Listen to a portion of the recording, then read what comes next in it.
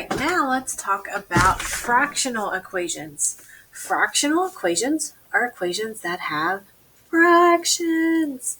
Now they look kind of scary, but if you can get rid of the fractions, then it becomes an equation that you have solved maybe 100 times before. So here's what you need to do. Step 1.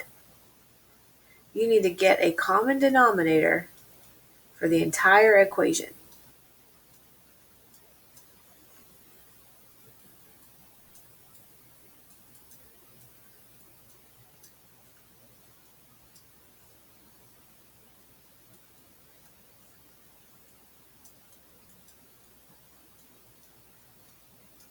So I have this example right here, and it kind of even looks like, I've finished the word equation first. Okay, kind of looks like I only have 2 fractions, but if you see a term that doesn't look like a fraction, just put over a 1, and now you have all fractions. Now I want to get a common denominator, so I want to find the least common multiple of 1, 2, and 14. And I think, oh, I see 14. I know 2 will go into 14, so 14 might be my common denominator. So it could help if you write 14 as a in factored form. Instead of writing it 14, you could think of it as it's 2 times 7. Because that might help me identify what the common denominator is, 2 times 7. So then I look at this fraction. I see, okay, well, this fraction already has a 2, but it does not have the 7. So I'm going to multiply this middle fraction by 7 over 7. Now, when I multiply by 7 over 7, 7 divided by 7 really is just 1. And I can multiply anything by 1 and not change what it means. Anything times 1 is itself. So I'm not changing what it means, I'm just changing the way that things look.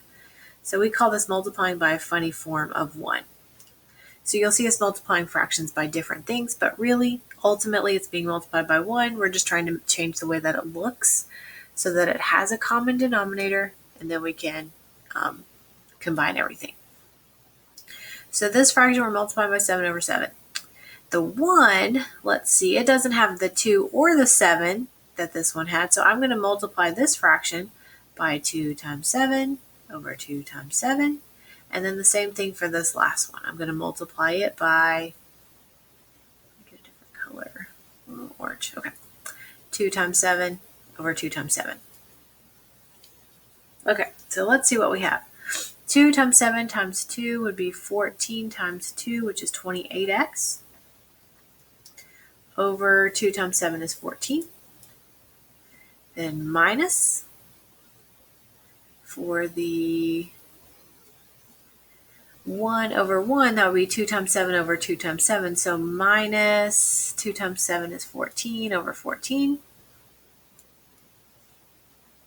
Then I'm going to minus this whole thing. 3x plus 3 gets multiplied by 7. So 7 times 3x plus 3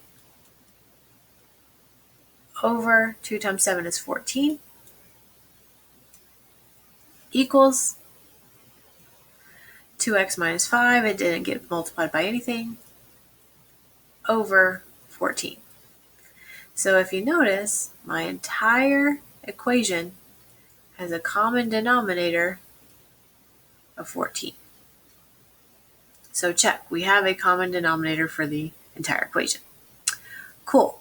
Step 2. Multiply the entire equation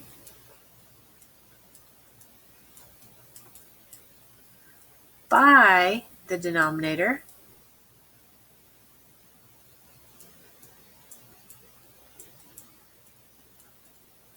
to cancel it out.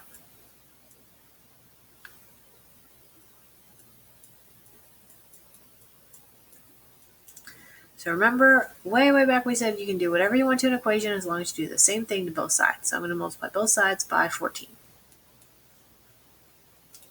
What that does is it cancels out all the denominators. So I'm just left with no fractions. I'm left with 28x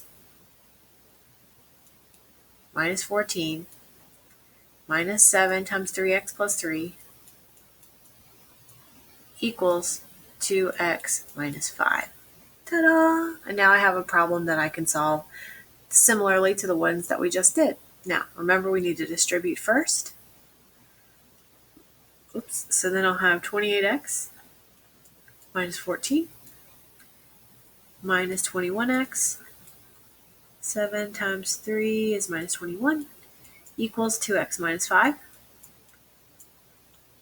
On the left side, I have some terms that I can combine. I can combine the 28x with the negative 21x. And 28 minus 21 is 7x. And then I have negative 14 and negative 21. When you combine those together, negative 14 minus 21 is negative 35 equals 2x minus 5. Then let's see if I subtract 2x on both sides. I'll have 7 minus 2 is 5x minus 35 equals negative 5. Yep. Then I can add 35 to both sides. 5x equals 30. Divide both sides by 5. And x equals 6. Yay! So it looks ugly until you get rid of the fraction until this part right here. Whoa, this one.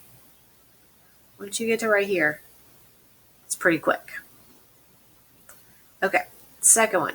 X plus 2 over 6 equals x minus 4 over 7. So this one, I can't write 7 as a factor of two numbers. 6 I could write as a factor of 3 times 2, but that's not going to help me with the 7. So my common denominator can be the two different denominators multiplied by each other. So 7 times 6 would be my common denominator. So that means on the right side, I need to multiply that fraction by 6 over 6. And on the left side, multiply that fraction by 7 over 7. So that means I would have 7 times x plus 2 over 7 times 6 is 42 equals 6 times x minus 4 over 42. Now that I have a common denominator for the entire fraction or entire equation, I'm going to multiply both sides by 42 to cancel them out. So the 42's cancel.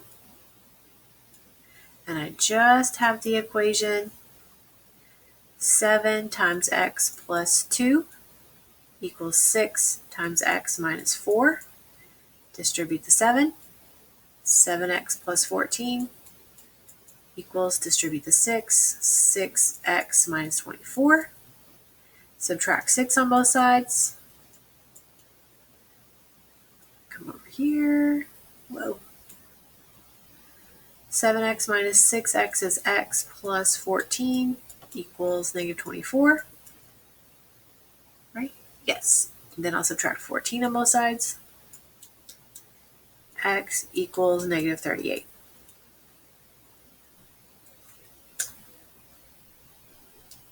Sometimes your denominators look like algebra expressions.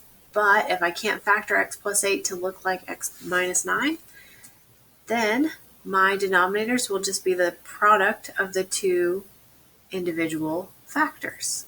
So my denominator is going to be x minus 9 times x plus 8.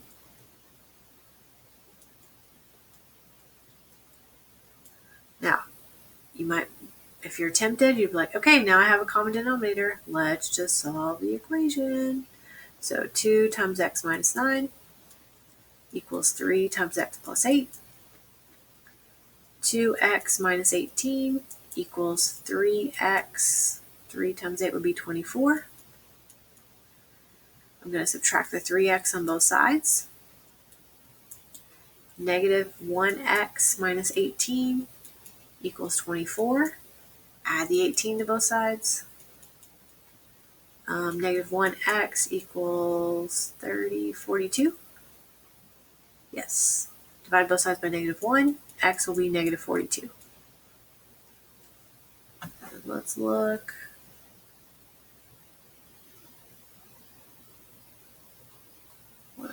Okay, so sometimes you'll have equations that look like this, where I have a denominator in x, a 5, and a 5x. And if you look at the 5x, you think, okay, well, 5x has both the x and the 5, so the 5x must be my common denominator. So to get 5x on the first fraction, I would need to multiply by 5 over 5. To get 5x on the second fraction, I need to multiply by x over x.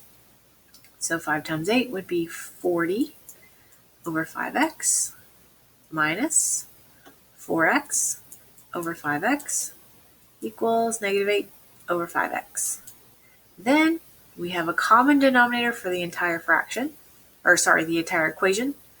Multiply both sides by 5x, multiply the right side by 5x. All those 5x's now cancel.